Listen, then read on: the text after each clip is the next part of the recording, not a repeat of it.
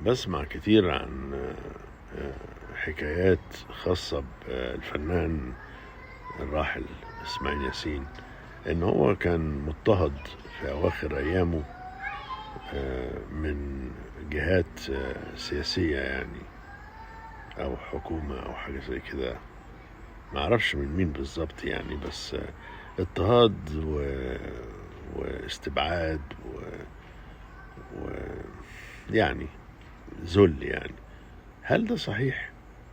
هل ده يحصل بسبب اختلاف وجهات نظر في السياسة؟ يعني واحد فنان زي اسماعيل ياسين ده يضطهد بسبب السياسة؟ الله يلعن أبو السياسة بجد يعني. إذا كان السياسة دي هي السبب فيلعن أبو السياسة. أنا بقولها بكل صراحة. اللي يضطهد واحد زي اسماعيل ياسين ده يبقى